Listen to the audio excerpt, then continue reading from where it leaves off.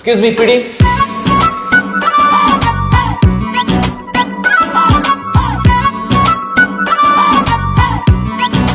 জি sir, কি order করবেন?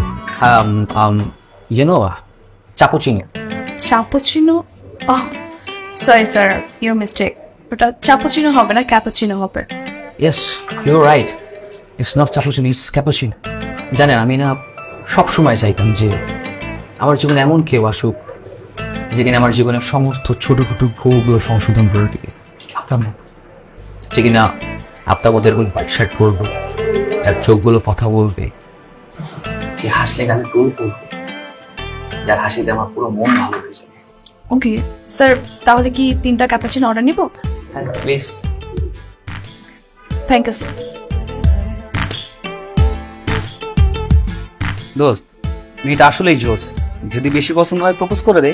হ্যাঁ করবো, আগে অর্ডারটা নিয়ে আসুক, দেন প্রপোজ করে দিব। কিন্তু এখন তো আসবে না, আসতে তো লেট হবে।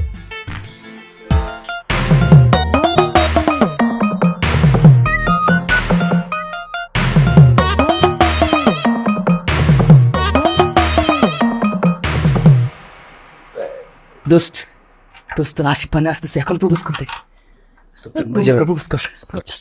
Just a minute. I love you.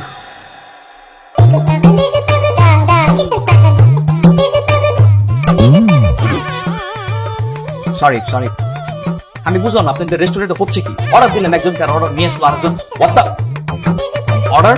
কেন স্যার, আপনি তো এটাই অর্ডার করছিলেন, আর মেন পরিবর্তন হলে তো আপনার অর্ডার ঠিক আছে। I understand. Sorry. Please.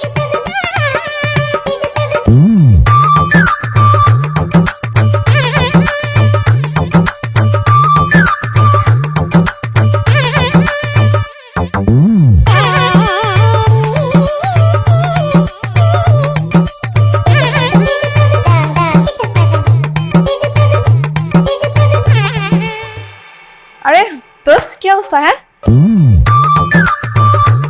কি রে, কেমন আছিস? কফিটা মজা হয়েছে না?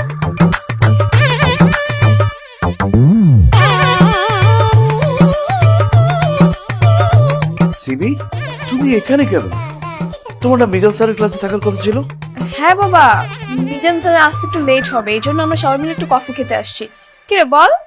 হ্যাঁ হ্যাঁ হ্যাঁ আঙ্কেল, আঙ্কেল আসসালামু আলাইকুম। আমরা এখানে তো মিজান স্যারের জন্যই ওয়েট করছি, তাই না? হ্যাঁ। হ্যাঁ। এই 11 তো বেজে গেছে, স্যার তো আমাদের জন্য ওয়েট করছে, না গেলে তো রাগ করবে। এই চল চল চল চল। হ্যাঁ হ্যাঁ হ্যাঁ, চল চল চল। আসসালামু আলাইকুম।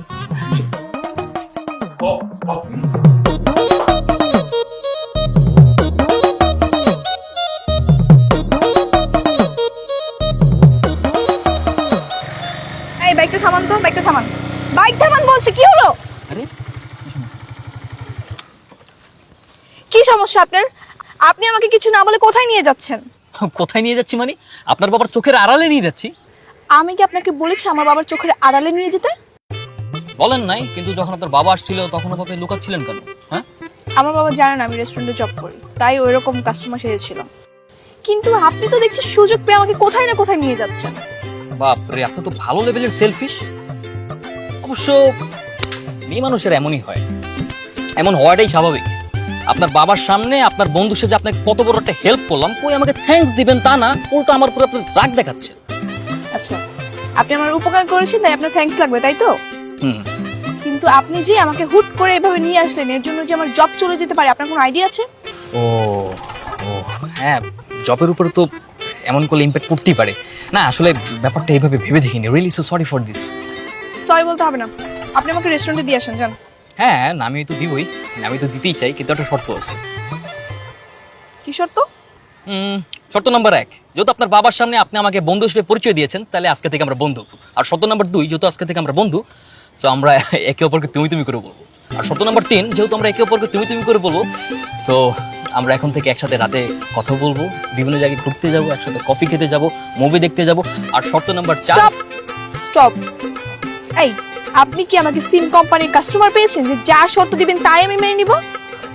আশ্চর্য, লাগবে না আপনার, নামিয়ে দিয়ে আসি, আমি একাই যাবো। আরে দাঁড়ান দাঁড়ান দাঁড়ান, কোথায় যাচ্ছেন? এরকম শুনশান এক একটা রাস্তায় আমাকে একা ফেলে চলে যাবেন? আচ্ছা আচ্ছা সরি, আর হবে না, আর উল্টা পাল্টা বলবো না, চলুন আপনাকে নামিয়ে দিয়েছি।